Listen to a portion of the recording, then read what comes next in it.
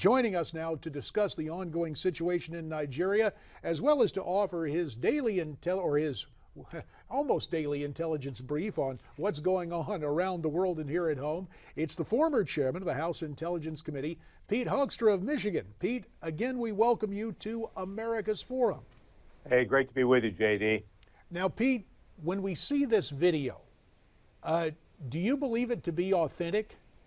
I think all the indications are that this is an authentic videotape released by the group, by the kidnappers. Absolutely, yes. And again, we come back to the notion of the possibility of U.S. action or international action. With all the talk, with all the pronouncements, with all the tweets and the hashtags, do you believe there is going to be any serious military effort undertaken either by this nation or others to try and free these girls? Well, if anything, if the last 3-4 weeks are any indication, it's highly, it's highly unlikely. This has been a drawn-out affair, and in these kinds of situations, if you want to have an impact, you got to do it very, very quickly. We're now to the point where we're trying to locate where these young girls are being held. There are indications that they've been separated. Some of them may have been taken across national borders. All of this is going to complicate the situation here and make action very, very difficult.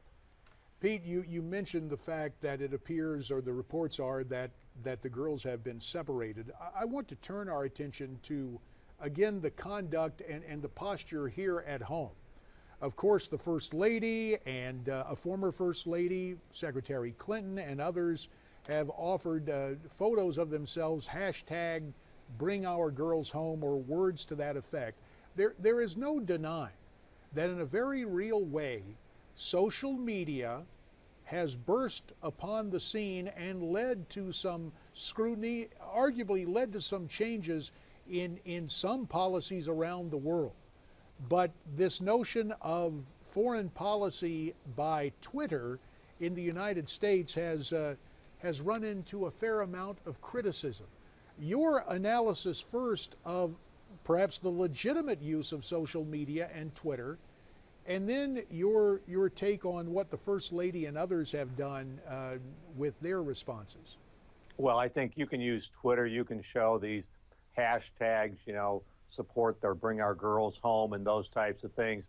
Hey, it's great to show solidarity with the families, the victims in Nigeria, and, let them do it. But in terms of having a substantive policy here, it took us until November of last year to even identify this group as a terrorist organization. And this is after a pattern of years of, radical Islamic activities in northern Nigeria that were led by this organization, where they targeted Christians, where they targeted the populace, and where, one of your fellow colleagues here at Newsmax, at Lignet, identifies that way back in 2011, Lignet identified this group as a terrorist organization, even though the U.S. government refused to do it. And I think they came out and they said it exactly the way that they should have. They said, even though the U.S. government refuses to acknowledge that this is a terrorist group, which means that the U.S. and Nigeria could have been working for years to understand and to target this group and hopefully diminish their influence. They said, even though the governments of Nigeria, of the U.S., refuses to acknowledge this as a terrorist group, we're going to keep calling them one, because that's exactly what they are. Sadly, 3 years, Lignet was proven exactly right. The Obama administration was proven exactly wrong. Well, Pete, it's one thing to consider them a terror organization, but to actually give them that specific designation as an official terror, isn't there also a downside to that sometimes when this happens, when you identify a terror group as such, specifically by the U.S. government, that more funding starts to flow into these groups? Hey, the bottom line is, if they're a terrorist group, acknowledge that, acknowledge them as one. There are all kinds of resources. There are already resources coming from Al-Qaeda going to these Islamist groups in northern Nigeria. I don't think that's a valid argument. If you're going to contain, confront, and ultimately defeat these types of organizations, you have to identify them for what they are.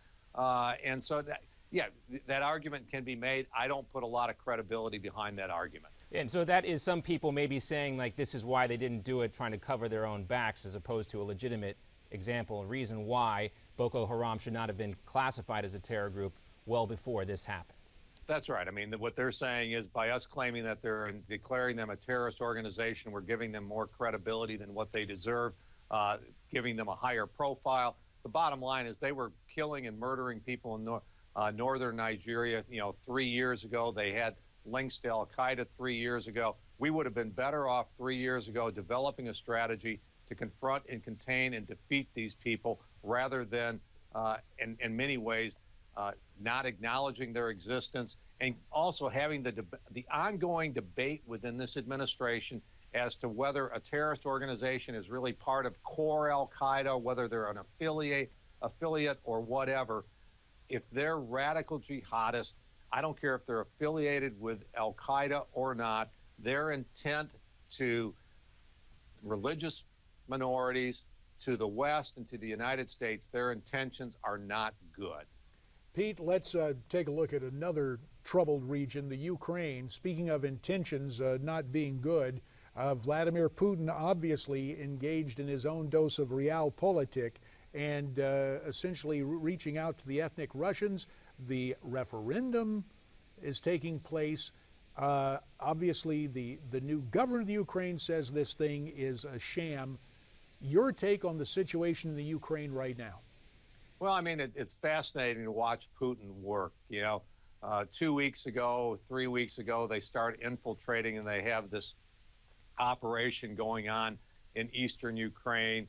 They're fomenting the insurrection. They're fomenting, the uncertainty and the lack of support in these areas for their government in Kiev.